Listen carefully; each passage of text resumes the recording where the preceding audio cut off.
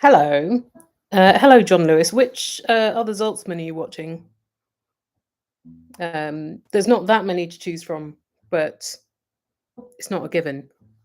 Thank you, Janelle, for your podversary greetings, as are traditional. Here's Martin. Martin's wearing a word local to the place he's from, Boston. What does Boston mean, Martin? It's like great, I think. Yeah.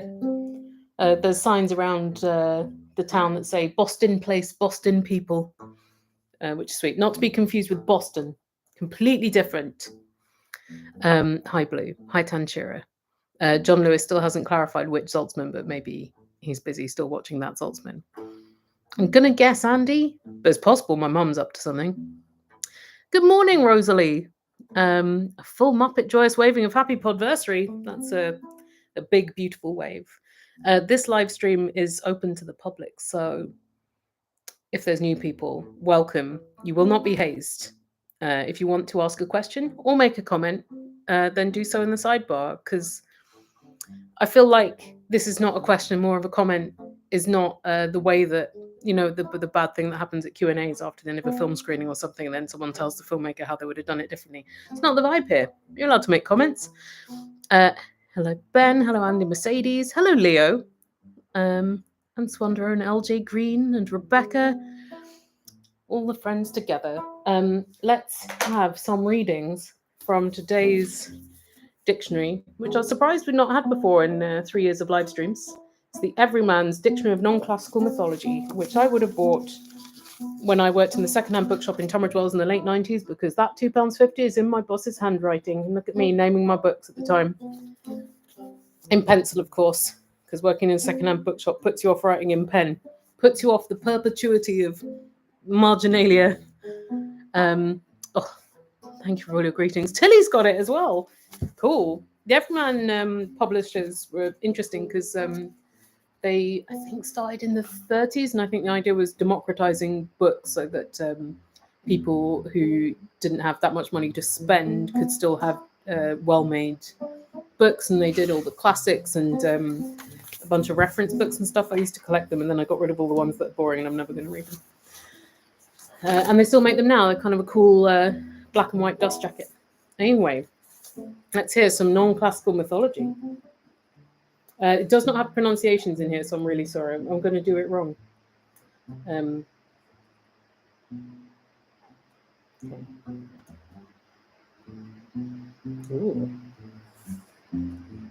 Hyrrokin. In Nordic myth, a giantess who was called in by Odin to assist in the launching of Hringhorn, the ship of Balder, which was to be used for his funeral pyre. When she succeeded in doing this single-handed, Thor was so furious that he tried to kill her. Oh no, that's like a parable for our misogynist times. How dare she be competent at doing this chore? It's quite a lot of Norse things, which is exciting. Oh no. Ghoul. In pre-Islamic myth, female jinn opposed to travel. The male of the species is Kutrub. From ghoul comes the modern word ghoul. They were cannibals and often appeared to men in the desert and occasionally prostituted themselves to them. I'm sorry. Myth is dark and bad.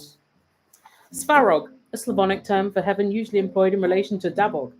The Western Slavs use the word Raj. Svarog appears to have come from the same source as the Svarga of the Vedic religions. Vedic? Sorry. Svartheim, in Nordic myth, the home of the dark elves or the dwarves.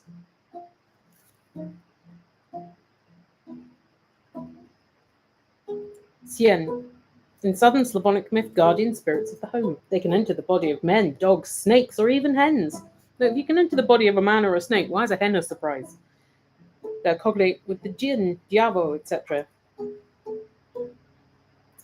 Okay, sustinataco. No, sustinat. This is embarrassing.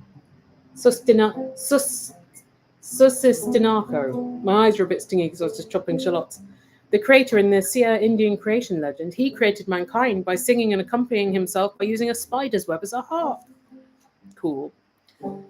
Susanoo, Japanese sea and storm god. His name may be translated as impetuous, or may possibly derive from the town of Susa, where he had a shrine.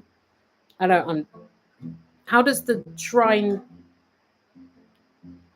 come before the name of the deity to which the shrine was.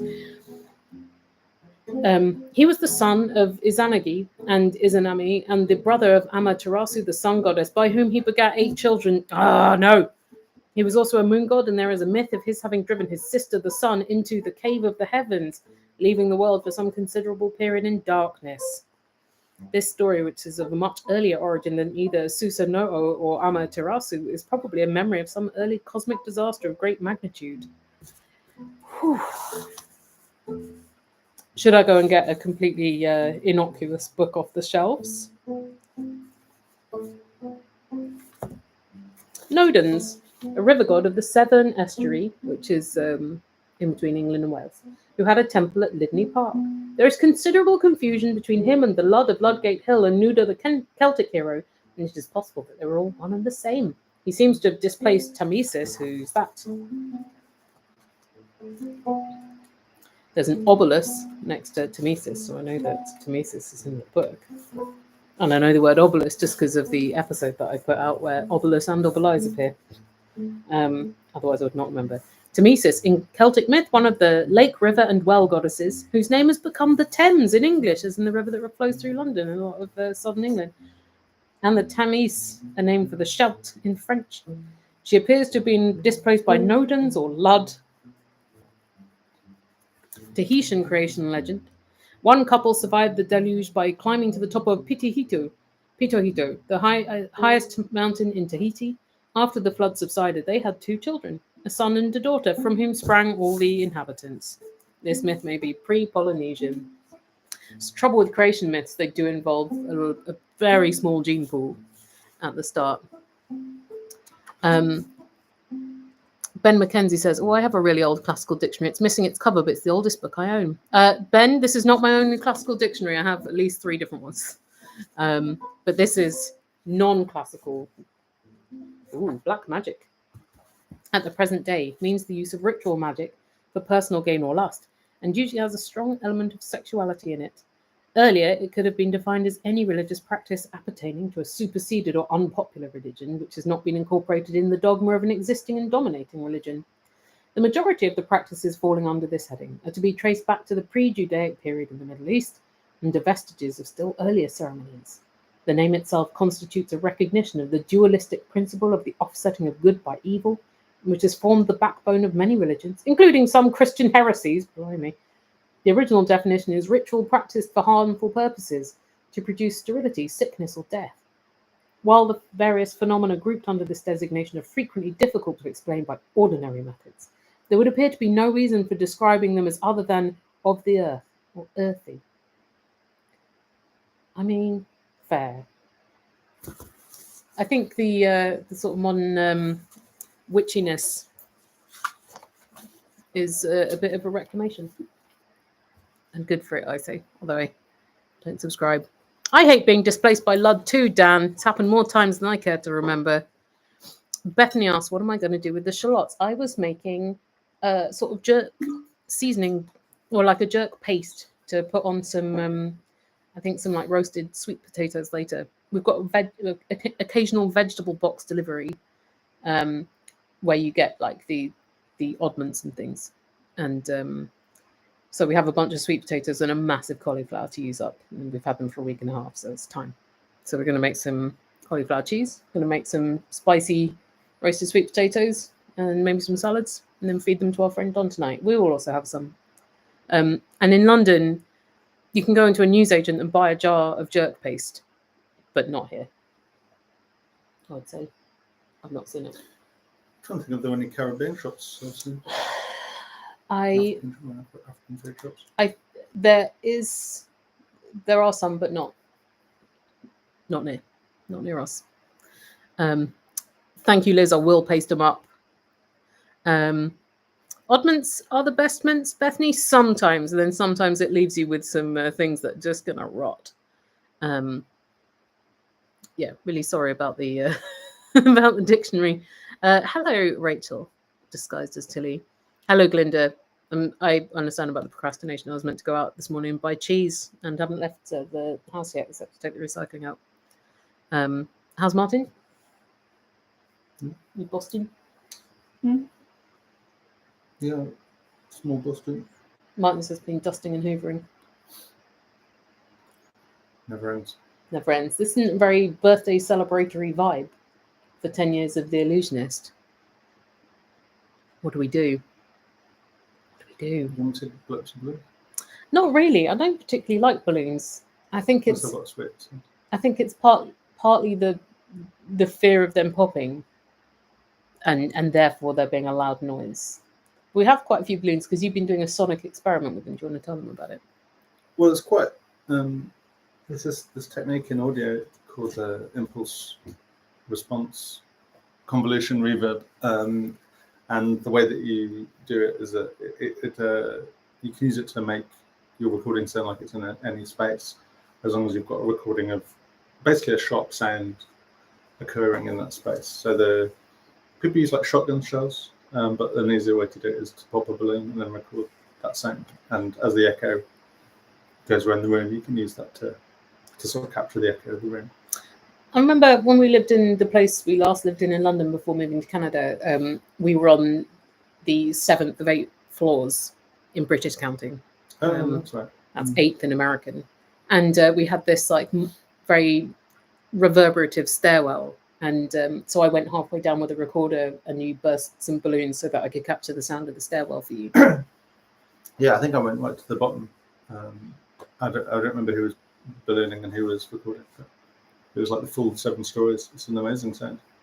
Liz says, I sometimes pretend to sprinkle jerk seasoning on my brother's head as a kind of silent joke.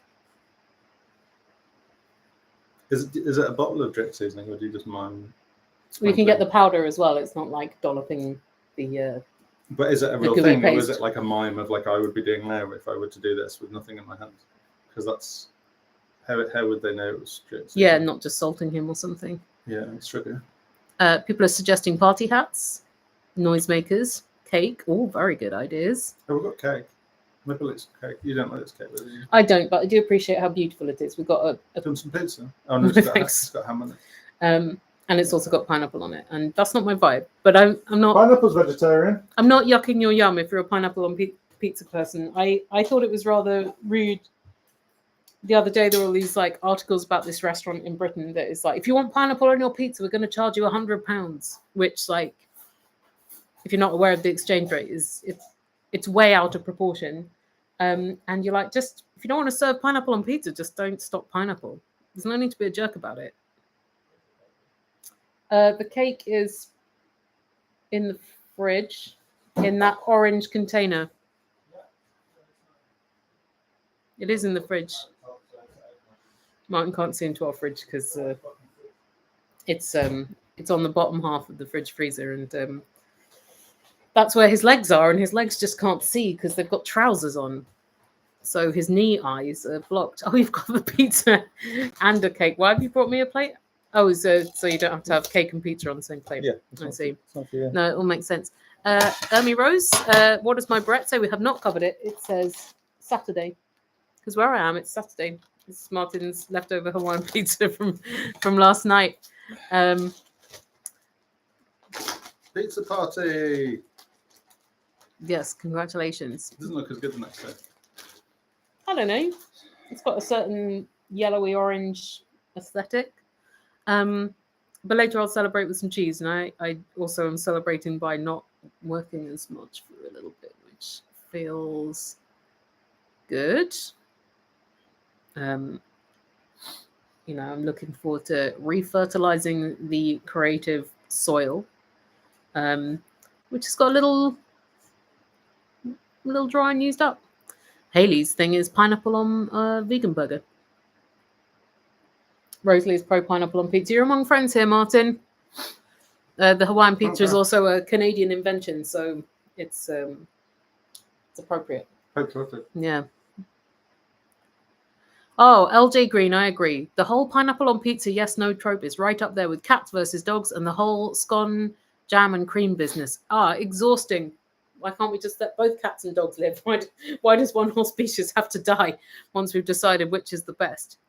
The scone and jam thing, that's not. Why can't people just scone and jam in peace? Or do half the scone jam first, half the scone cream first, and then you cover both ways. Fertilize is your word of the year, Linnea. That's cool. I hope it works. Gray's horses on it. That's right, Liz. I believe Glastonbury is taking a fallow year after this year as well, and that's probably to give the cows a break from all the festival goers. When did they just have a year off? I think they had an involuntary year off during COVID. Oh, yeah. But they used to take them like every 4 years. Actually, that's one of the few things that I remember from school history, because our teacher was so boring, where he would either just read a book to us about the siege of a castle and the different war machines used, which was dull as shit, or we learnt about the feudal system, which in retrospect was quite a good thing for understanding modern day capitalism. But part of it was about the farming and about like leaving a field fallow every 3rd year, I think, to restore it. But also interesting, I was reading, I subscribe to an occasional magazine from Britain called Pitt, which is like a small magazine about food things, usually themed. They had an issue about sandwiches. They had a really good issue about monosodium glutamate. It was really interesting. And this one is about beans. And it's sort of talking about how beans are a good crop for like regenerative farming. Do I know what I'm saying when I say that term? But yeah, I think certain kinds of legumes contribute certain nutrients to the soil, isn't nitrogen? I can't remember. So you can kind of rotate in a crop, and therefore you don't need to take a fallow year. But it does some good beanie business. Rosalie likes to offend people and stir the jam and cream and plonk it on together. But also you're not offending people, you're sparing them from the bloody argument. What a legend. You're such a peacemaker. It's absolutely beautiful. Yes, Blue, the order you put toppings on top of a scone is you put the Hawaiian pizza on first and then you put a cat. And that's settling all of these debates. Oh, I do like some cheeses with quince jelly, Glinda. Some cheeses go great with a little fruity chutney or a little fruit. Fries in a Wendy's shake work the same way, says Janelle. Oh, my goodness. Oh, this is Martin's cake. It's a princess cake. It's a princess cake. And that on top is half a flour made of icing. It looks a bit like sushi ginger. A little bit. Tell us what's going on in that cross section. Yeah, of course. Sorry to delay the eating thereof. We've got this icing on top. We've got a marzipan sheath. And then there's cream all around. Yeah. Is that cream or buttercream with sugar in it? Or creamy cream with sugar in it? It's good cream. Yeah. And then there's a sponge cake, and you've got custard and you've got jam. Ben says the cake is a truth. Is it what? It's a truth. Yes. Rebecca says, I think it's fungus on their roots, right? Soil science is nifty. Is that the magical bean stuff? I did interview someone 2 years ago. I remember because it was just after it was like 2 weeks after we moved to Vancouver because we were staying in our friend Ushra's basement. And I recorded a lot of interviews in that basement. And one of them is one that I haven't used yet. And it's about soil words. I think it was hard for me to figure out what to do with it. But it was someone who had like quite a beautiful and poetic attitude towards soil, which was like their field, no pun intended, of study. So at some point I'd also just forgotten for like a year that I'd recorded that interview, and I'm really sorry to them. It's not their fault. Adelaide's infamous frog cakes, Chaodyssey. I think we had frog cakes in Britain when we were young, like a little cake, sort of like a Mr. Kipling's French Fancy, but with 2 blobs on top of the frog eyes. I don't remember having that. No, now I'm trying to think what else are interviews that I've recorded and not used yet. There's the feminist coffee shops, which I think would be interesting.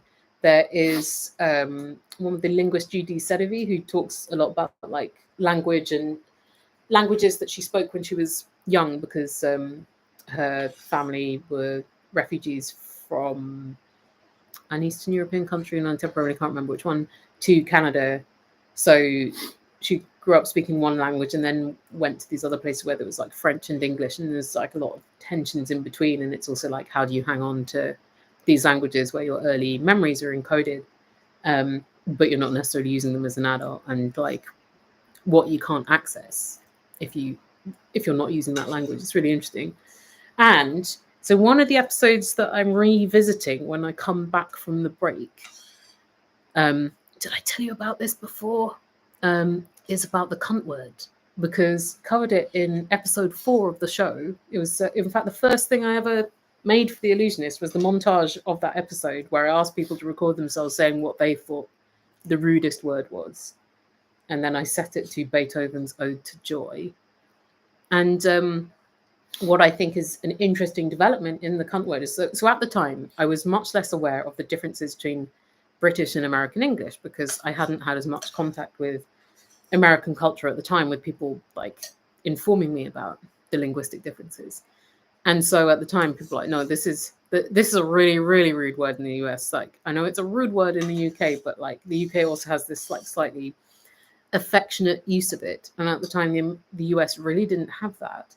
But in like the last 3 years, there's been a borrowing from like ballroom slang, where like it's been mainstreamed now, relatively at least, that people say like serving cunt, or they use cunty as a compliment. So it's a different like affectionate form to the British one and the Australian one, I believe. But I think it's like quite a big deal. Also, when you see like in Beyonce's Renaissance tour, there's I saw the film, and when I saw that there's a bit where there's like a big screen that says cunt, and there's like a sample of a vocalist saying cunt, I was like, oh, this is like mainstream enough that she's like, I'm not losing money with the cunt word. So yeah, that's one of the updates to look forward to when the show returns. But if there's anything else you want, I'm lining up an interview with someone who has just they are a lexicographer of the fuck word, and since 1995 they have been a lexicographer of the fuck word, and a few months ago they released the 4th edition of their like fuck dictionary. And so I'm looking forward to talking to them. I was supposed to interview them last week, but they were ill, so that might have been the episode that went out day before yesterday, but it isn't because Jessie was ill. Anyway, Have you not got, did you do that cult episode? No, and I would still really like to, because like 2.5 years ago I interviewed our friend Christina, who grew up in a cult, and is now a therapist and specializes in kind of like the impact of growing up in cults and getting out of them, and CPTSD and so on. And so I wanted to know like linguistically how cults exert themselves, or like high control religious groups, because it's quite hard to define exactly what a cult is, but like this element of high control is it. But I wanted to find a few other people who had been either in different cults, or they have like helped people leave a cult or reintegrate, or integrate for the first time into non-cult life. So I haven't found those people yet. But I need to. Yes, that's right, Ambrose. Jessie Scheidlauer? Excuse me. Right. I'd say the fuck word book isn't going for entertainment. It is a scholarly assemblage of ways the fuck word is used. And I'm also just really intrigued as to like how many people are lexicographers of a single word? It's a rhetorical question. Oh, Glinda, I don't know if you're still here, but no, this is the sweater that I was just starting to knit when we had the Illusionist meetup. When was that? At October, because it was the day of Apple Fest as well, and it was absolutely pissing down. It was like the really, really rainy weekend, and I was knitting this green fluffy sweater, and it's rarely cold enough to wear it. How it is. It's cold now. It's really fluffy. Barely above freezing. Laura attempted to get a friend out of a cult, consulted a specialist, and everything was ultimately unsuccessful. I'm sorry. I mean, at least you tried. I'm glad you tried. There's only so much you can do. It's a lot. Chaodic's cousin's family were in a cult. Yeah, sympathies. I mean, my dad was in Scientology for a bit, and his aunt and uncle were in it for a really long time. How long was your dad in it for? My dad was only in it for a year. I think I've spoken about this before. Don't tell my dad. I mean, he's dead. He's not going to know. That'd be difficult. But he was very reluctant to talk about it. But he was in it for a year after he'd moved to England from South Africa, and I had thought, did he join it because there was this like big hole in his consciousness or existence left by him sort of shunning the quite strict Judaism of his parents, but instead of it just being like, but it left some sort of a hole that he needed to fill. And then like quite late in life, it was like, no, it's because my aunt and uncle, who I was very close to, were in it. And then he got out because he told my mum a week before they got married that he was a Scientologist, and she was like pissed off enough to want to call off the wedding, but she didn't, because I think, it's logistically like a lot. She doesn't like to make a fuss, my mum. But she went. He took her to a meeting, and she got thrown out for laughing. And after that, his enthusiasm waned. But then they kept sending people to the flat. Like they kept knocking on the door, trying to lure Dad back, which is odd because like he was not of high financial value. And eventually, my mum said she would call the police, and then they stopped coming. So I guess that's how you get someone out of Scientology, is like you piss yourself laughing at a meeting. But I think he would have gone eventually anyway, because he was not someone who kept up with his fads for long. Ben asked, could I write a dictionary, which was actually a who's who of single word lexicographers, monolexicographers? Could I?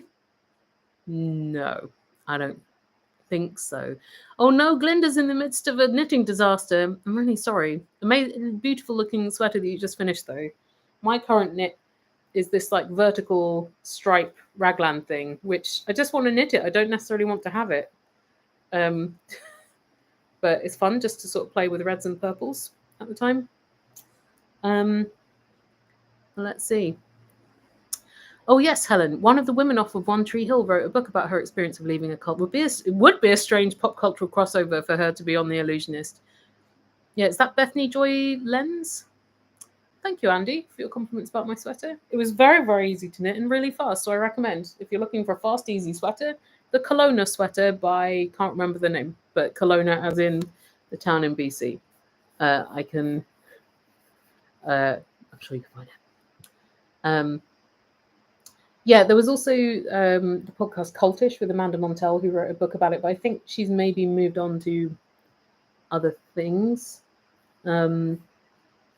Yeah, it was odd. Like, I started planning this episode years and years ago, and then suddenly there were just absolutely loads of cults podcasts, I think, because it was like part of the true crime thing, and people were always interested, and Wild Wild Country came out and all of that, and that like dented my enthusiasm a bit. There's also someone called Sarah Steele in Australia who's written a book. I don't think she was in a cult, but she was like conned by someone in a way that used a lot of the same techniques, and she's studied cults, so I'm probably going to talk to her. Ben's grandfather was a Mason. Gave it up because my grandmother didn't like how much he spent away from home at meetings. I suppose that's the point of Masons for a lot of men, is it gets them out of the domestic sphere, and they can get away with it because men. Oh yes, Janelle, of course, you saw the birth of the sweater too.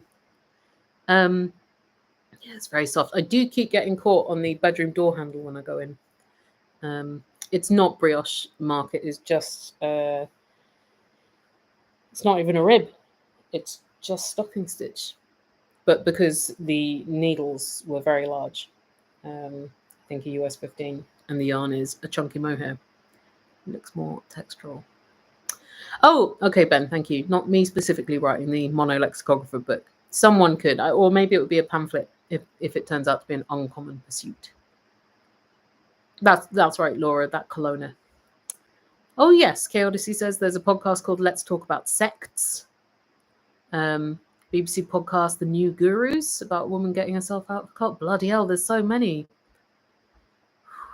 Maybe I shouldn't bother, there's so many. But I was sort of interested in, like, I'm always interested in the ways language is used to manipulate and control.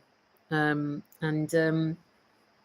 I'd like to learn more about that, but also ways in which you can get people out. Like for quite a while, I tried to find a cult deprogrammer, and that was also tricky. So if you happen to know any cult deprogrammers, maybe I should join LinkedIn and see who advertises themselves as such.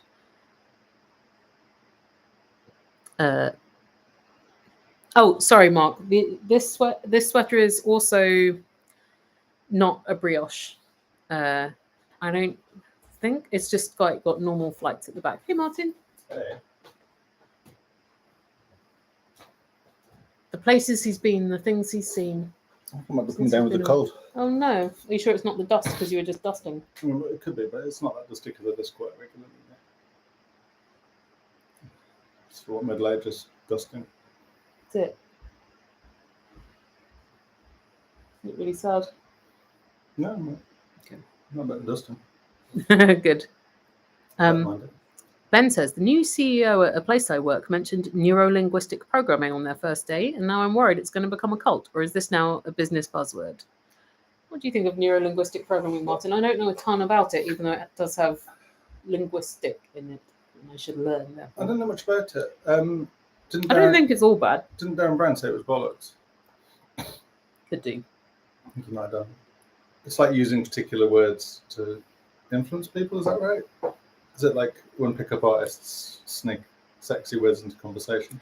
Is it the pheromone spray of linguistics? Yeah, maybe. Funny. Ooh, Laura, if that cult deprogrammer that you consulted back in the late 90s is if you can remember their name, then message me on the Discord. Oh, Glinda's ass is being kicked by brioche knitting, which I haven't tried. Excuse me, I'm just going to cough off screen. Martin, cover for me. I don't need to. Okay, Martin. Frozen Head one isn't exactly about cults, but it's cult adjacent. About people having their heads frozen to be brought back to life in the future. I remember doing a bit on Answer Me This about cryogenic freezing. Do you remember? It rings a bell, yeah. I think probably because the Disney connection would make Ollie interested in it, but I think he did a bunch of research into it and just like how leaky the tanks are, how much people pay for it. Like nothing has ever happened to suggest that it will work, right? Well, it's obviously a scam, isn't it? But I can't really work out how it works as a scam because there presumably are legal repercussions if they like let someone's head thaw out and But I suppose if like people's estates stop paying for the freezing, say 40 years later, then there will be like, well, if you haven't paid, if you've got like arrears of 3 months, then the head's going to defrost. Yeah. I mean, I think that's probable. So I guess they're just counting on that happening before their equipment breaks down, in which case it is quite a good, it's quite a good wheeze, isn't it? Yeah, it's basically like charging people rent for their frozen heads. Yeah. We should get into that, Martin. We've got a storage locker. We could fit a few frozen heads in tanks in there. Dewars of liquid nitrogen and after the races. How hard can it be? Hello, Josie. Aluja Pal yourself. Yeah, Liz says, I think cult stuff has pretty consistent appeal. And I wonder why that is. I suppose there's like a frisson in a lot of things like that and true crime where it's sort of just checking where you're like, well, that would never be me. And in cults often like people are drawn to the sex part of sex cults, which I don't think is most of them. The one that our friend Christina was in wasn't one where you like all live together. It's one with like it's about 2 million members but dotted around the world, and it seems like very family oriented rather than give up your children and become sex servants to a charismatic leader. What kind of permits do you need to store a collection of frozen heads, Dan? It's what we're all wondering now. Princess Mombi. Oh, how did Princess Mombi keep those heads fresh? Was that a refrigerated head closet in Return to Oz? They're sort of alive, aren't they? They're sort of bobbing around, chatting to each other. You know what? I was never that interested in The Wizard of Oz. Return to Oz, though, fascinating. It's much better. I've not read the book, but just based on the film, which I watched as a child a bunch, and then we rewatched it several years ago, and I was like, wow, there's a lot going on here that I didn't realize. Good movie. Electroshock treatment, the fact that the adults in Dorothy Gale's non-Oz life then turn up as like villains in her Oz life. They're mostly sort of heroes, aren't they, in the first movie? The Yeah. adults in her life, and then it's the other way around. And then the Princess Mombi heads thing is like such a compelling idea. I watched a video about how, with like some modern FX artists trying to work out how they did that effect where she lifts her head off the display shelf and then puts it on. And it's really interesting. You can kind of see little bits of where they're green screening, but it's still, when you really think about it, it's a very difficult effect with 1980s technology. Ben says, yes, I think neurolinguistic programming is bollocks too, big in the pickup artist thing. Hence why I was surprised to hear it from a CEO. Why would you be surprised that a CEO says some bullshit, Ben? Those guys have literally read like 2 books, and they're all like, how to succeed through neurolinguistic programming, and then something by Ayn Rand. Well, they've not read that whole book. It's like too big. You want to see that thing that was like some dude posted like, here are 100 books you should read before you die, and like 2 of them were fiction books. All of them were written by men, and most of them were like 20 successful habits of assholes, or that that kind of stuff. And people were just ripping it like, read some fiction by women. Yeah, fiction's great. Fiction can teach you a lot about the world. Yeah. Strong recommend for fiction. Not all of it. Some of it, Just take or leave. It's personal. But being in someone else's imagination may not teach you about business, but it'll teach you about life. Was it This American Life that did a segment on that one cryogenic fiasco, Ambrose? I don't know, but I can Google. Likewise, the article Rebecca read recently about cult, about deprogramming and whether or not it's still considered a useful paradigm for getting people out of cults. It's probably more like a shorthandy word, isn't it, for like rescuing people. I think there's like de-brainwashing, which is basically like brainwashing, isn't it? It's pretty intense. I need to learn how to brainwash and then release some very powerful podcast episodes. I don't want the responsibility, honestly. I feel like that frozen head thing has been quite popular in fiction. Like, is Ubik about that? What's Ubik, Martin? It's a Philip K. Dick novel. Ooh. And there's that. Is it the Dennis Potter's last story? Cold Lazarus is about. Well, it's like a duo. It's like I forget what the other one's called, but the character from one of them, it turns up as a frozen head in the other one. Okay, I'm excited for this Return to Oz content. Ben heard recently that the puppeteers for the Gump, which is the sofa, like a flying sofa with a moose head, learned to work as a team on his face by practicing singing to My Way by Sinatra. Oh. Interesting choice of song. Is Sinatra much of a team player? Are people in the mafia technically team players? He wasn't in the mafia. Was it just a mafia pal? Just need people. Just an accessory. There's also that thing about the person playing TikTok was like a gymnast who was upside down in the TikTok. No, he wasn't upside down. I watched a seen a picture. He was like leaning, or she. I think it was a he. I think it was a he. Was like leaning forward. So imagine like their legs are like this, and then their body's pivoted at almost 90 degrees. It sounded incredibly uncomfortable anyway. However they did it. Yeah, and this was actually this was another one that they were talking about on this FX show, and they were like, I have no idea how they did that. Because they do it with CGI. And also the wheelers, that looks like it would have been cool. Yeah, but it also looked like it would have been really painful to do because they're like on all fours, but like all of their limbs are straight, and they were very frightening. Yeah. What a film though, and the Lunch Pail Tree, I was always like very curious about that. Tilly, aka Rachel, says NLP is the numerology of linguistics. Oh, Josie, great question. Illusionist / demon headmaster crossover episode when? Not soon enough, I guess. Cold Lazarus, karaoke, Ubik appreciation. Oh yeah, karaoke. That was the one. I thought it was called karaoke. But I couldn't remember. Dan says, you got me to sign up for an AMT Patreon within 90 seconds of receiving the announcement, so maybe you already have mind control powers. I think that would have been Ollie doing those posts, so beware Ollie's powers. And his mum is a hypnotherapist, so perhaps he learned a few things. Although I think she does it really for like... she's also a psychotherapist, and I think she does it to make people relax, not to make them do things that they don't want to do, or like things that are funny because they appear to be out of control. That's not really what people ethically use hypnotherapy for. It's not a vibe, is it? It's not a vibe. I don't want that. I don't want to use my mind control powers to make you do things that you're uncomfortable with. I really lack the ambition to be properly terrifying. Isn't that a shame? Why is that a shame? I'll never make anything of myself. Well, you never made a guitar onto yourself, that's probably. Yeah, I'm way too lazy to be a tyrant. Mark is giving Glinda some brioche knitting advice, which is very nice to see. Oh, the Wheelers were all dancers in Return to Oz, many of whom had never roller skated before. But it's also quite different roller skating on just your feet versus roller skating on your hands and feet. That's a very bold technique. Yeah, the Wheelers did look terribly uncomfortable and creepy as heck.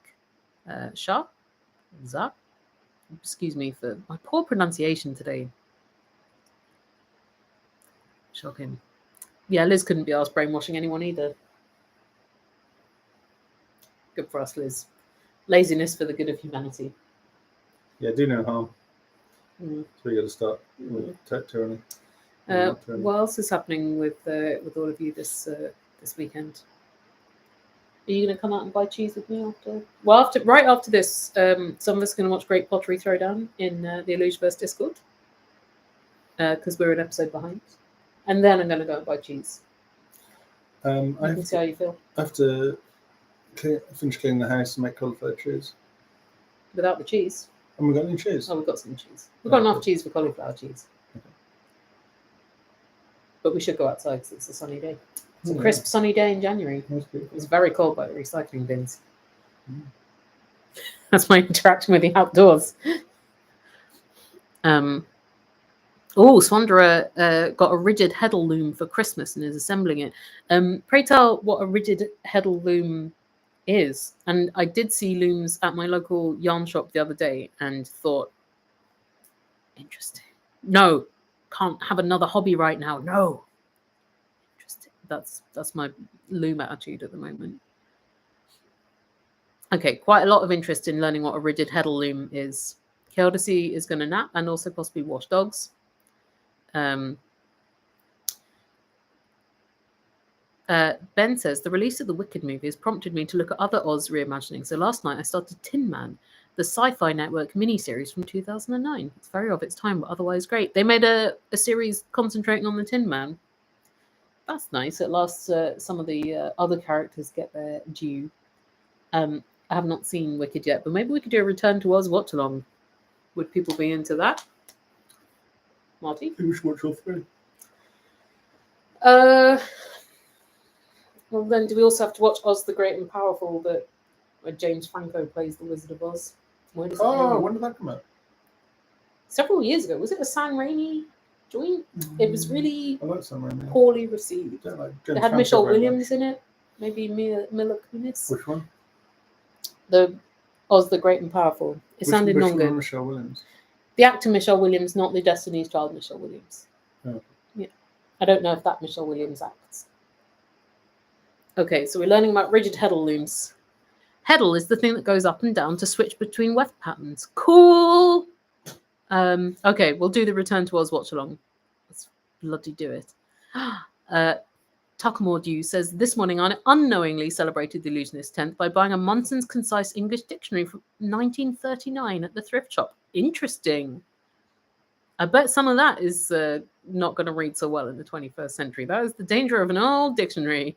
And in fact, I noticed inside the dust wrapper of the Everyman's Dictionary of Non-Classical Mythology is a cover quote from someone who writes for a magazine called Aryan Path, which, what? I mean, this is from the early 1950s, and I feel like by that point, Aryanism was not a selling point for... I think that had some demonstrable missteps.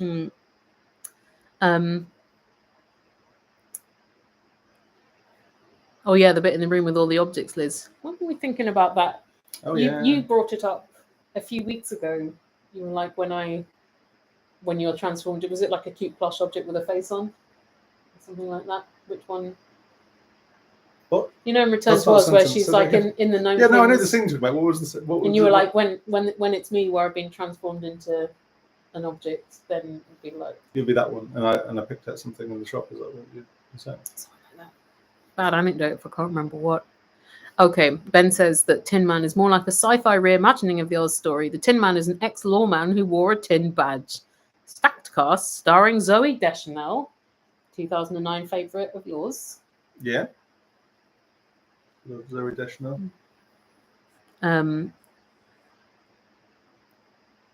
Yeah, Janelle, if you watch Return to Oz with us, it'll be a safe feeling for a film with like a lot of sinister elements and child endangerment. But the child also has a lot of friends and allies along the way. Dan has some audio editing to do, 2 pots of soup to make, and maybe some Christmas cookies I never got around to baking. But now you're beating the rush for next Christmas. Mark is plotting improvements to my yarn storage scheme. Please send me photos. Mostly by stacking bins of yarn on top of my bookshelves and hoping for the best. Ben, I would love to read the old article about the making of Return to Oz where you learned about the effects and stuff. Much obliged to you. Quite jealous of other people's yarn storage. Mine at the moment is just a big cuboid bag. And then some substations. It's not great. You didn't more, didn't you? I'm trying to keep the amount of yarn I have down rather than buy storage to enable me to have more. There's some books and some yarn. How dare you? To get rid of some fabric.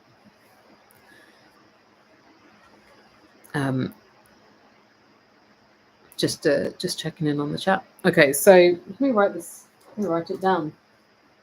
A little scrap of paper. Return to Oz, because I don't want to forget.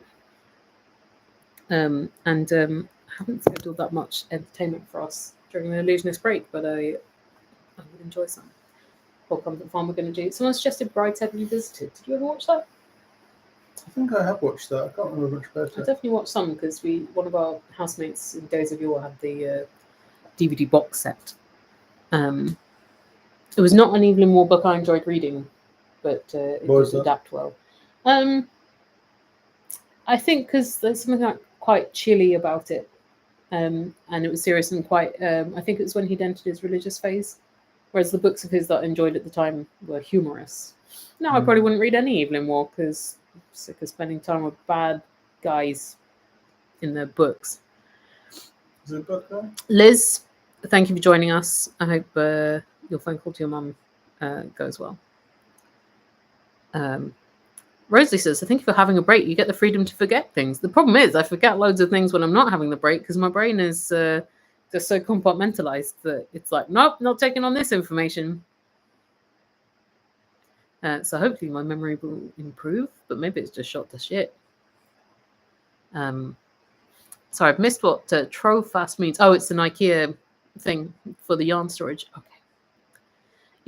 Mark totally fell into having a huge yarn stash by accident. When Mark first started knitting, they were like, why would anyone buy more yarn than they need for their active project? Oh, the innocence. Bless you. So it happens. You're yarn immune now, aren't you, Martin? What do you mean? You would never buy yarn in case you need yarn for something in the future. Well, I don't do any yarn crafts. Would you ever? Would I? It's quite good anti-anxiety activity. Yeah. Gently repetitive. Gives you the illusion of multitasking. Or the actuality of multitasking. Is it weird having just like my pink knee hovering around, seemingly disconnected? It's the third character in the scene. But googly eyes on it. It's my knee eyes for looking into the fridge. Oh gosh, that's good. Thank you, Rosalie, for the validation. Rosalie is at the point where she stops people mid-convo and says, no, I need to make a note of brackets, your name, this event, that book, my own name. I do put a lot of book recommendations into my phone, and then my reminders list is such a disaster. And then I get the books. I usually wait and see if I like the sound of the book. Someone will like confuse about it for a while, and then if I'm like, oh, that sounds great, I'll read it. That probably means I won't. And if I'm like, I'll write that down, it means it sounds like a book I also would enjoy. Because, it's okay for people to be enthusiastic about things that I don't like. Melissa says, I had my own excess yarn and then inherited my live auntie's yarns, which happened to me a couple of times too. I inherited a friend who was like a knitting and crochet teacher's yarn when she moved countries, and I inherited my then flatmate's mum's. So I got her knitting needles, I got her yarns, and then when we left our place, I gave me a little bit away. Not the needles, the yarns. And now I've got to rebuild. Rebuild slowly and expensively. Pink knee is better than pink eye, Andy. That's something we can all get behind. Denise's partner has been knitting for almost a year, and Denise has seen the stash grow and grow. I've never heard of pink eye until I watched South Park. Is it the same as conjunctivitis? It is, but I don't understand why everyone in America has conjunctivitis all the time. I've never known anyone. Maybe I've known people like once or twice in my life to have. Yeah, my brother had it once. Your brother had at university. Maybe someone I used to work with, but like it's just like it's not like it's a rare disease, but it doesn't seem to be that common. I don't know. Maybe we just don't talk about it because we're British and we're not as communicative. I didn't know it was like infectious. When a friend had it, his partner was like, "You might not want to come around to visit us because he's got pink eye." Is it airborne? Is it like if he cries into our eyes, we might get pink eye? How do you transmit it? If you rub eyeballs? Maybe I don't want to know. Maybe I'm asking questions I shouldn't ask.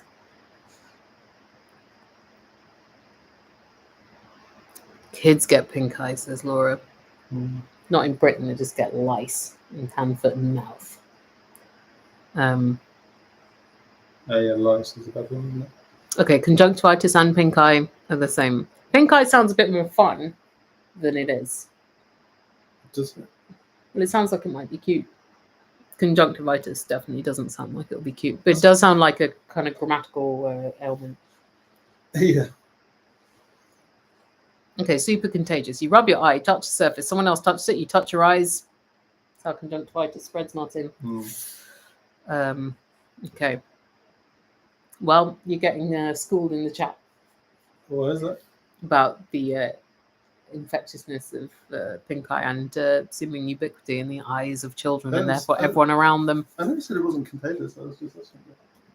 Whoa, Janelle remembers her grandpa's calves getting pink eye when I was a kid. Is that his eyes in his legs, or is it calves as in baby cows? Oh, calves. Yeah.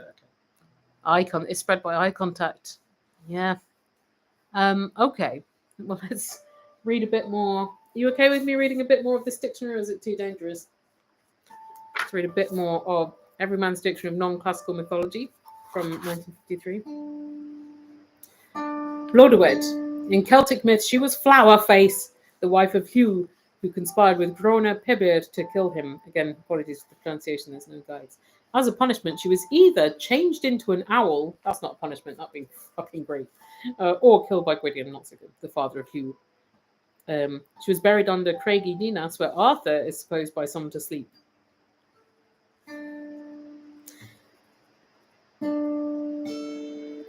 Blue Jay, a figure in the creation legend of the Chinooks, who resembles in character the coyote of the Californian indigenous people. He was sorry, I didn't correct the book in time for the words not to come out of my mouth. He was originally a mischief-making individual who was eventually turned into a zoomorphic being by the gods. This may be a posthumous development. It's like the gods just practicing their zoomorphy without wanting to waste it on a live one that they wanted to keep. There is a trilogy of stories about Blue Jay and his sister Ioi, which resemble to some extent the initiation ceremonies described in the Popal Book. The stories tell of how Ioi, I'm rubbish at reading today. I don't know what's happened to me. Blue Jay's sister begs him to take a wife to share her labour. That's not a nice thing to do to that wife. He takes the corpse of a chief's daughter from her grave and carries her to the land of the supernatural people who restore her to life. There's got to be better ways to meet a lady, Blue Jay. The chief, her father, finds this out and demands Blue Jay's hair as a recompense, but Blue Jay changes himself into his bird shape and flies away. His wife dies again. The dead in the land of the supernatural folk then purchase Ioi, his sister, for a wife. Oh my god. And he sets off in search for her. He finds her surrounded by heaps of bones, to whom she alludes as her relations by marriage. The ghosts resume their human shape. but on being addressed by Blue Jay, become heaps of bones once more, and he takes a mischievous delight in reducing them to this condition and in mixing up the various heaps of bones so that the ghosts find they have the wrong heads, legs, and arms when they materialize again. Whew. Exhausting being a deity. Rotten.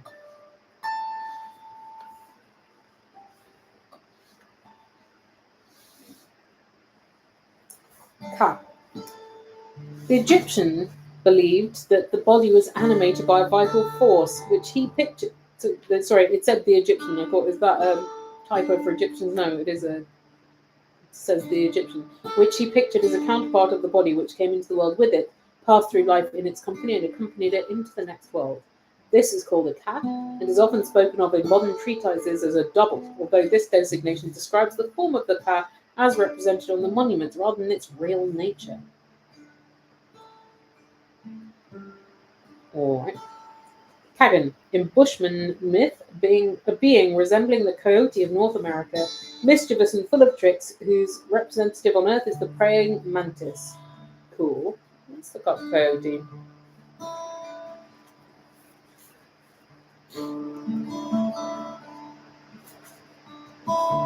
Coyote.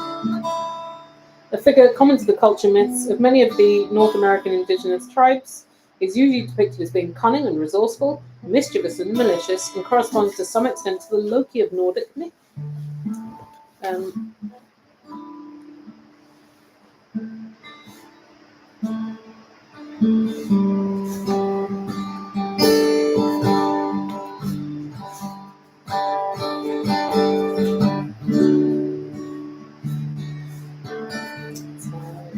Look, okay. Let's do Freya. In Nordic myth, one of the Asdor and wife of Odin and mother of Hnossa, she appears to have been originally a moon goddess and to have travelled in a chariot drawn by two cats. Good fucking luck. Imagine being a deity and the best transport you can get is a cat chariot. You're not getting to your destination. And also to have been a priestess of a clan having a hawk totem. This element of confusion may have arisen from the fact that by the time she was taken over by the Aesir, her cult was so ancient that it had already acquired certain portions of other cults. She lived in Folkvanger, which was also her zodiacal house, and received half the dead slain in battle, and then do what with them? Very concerning.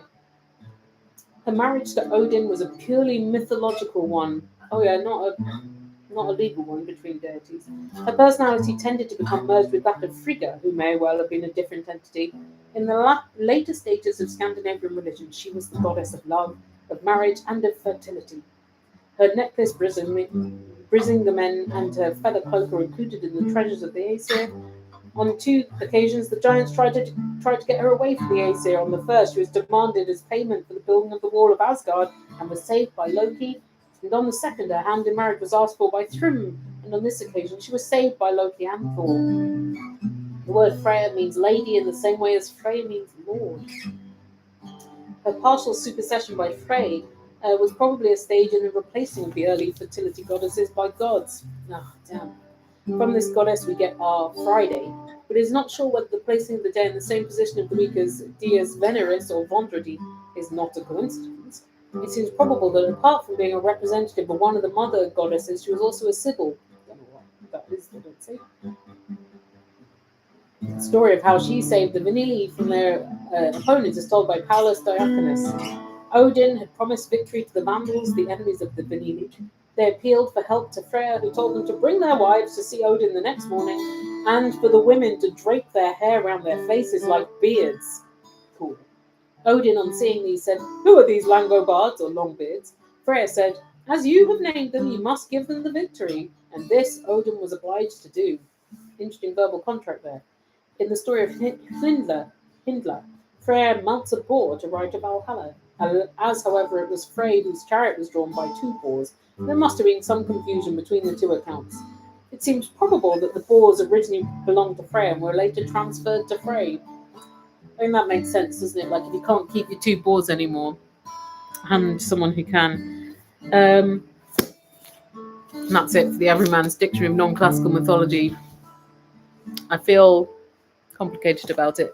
Thank you so much for joining me and Martin. It's so lovely to be in your company. And during the Illusionist break, we will be keeping these streams up. I'm very enthused about that, and I shall give you the date soon. But yeah, thanks for joining us. Thank you, Martin. Have a nice weekend. He's waving. There he is.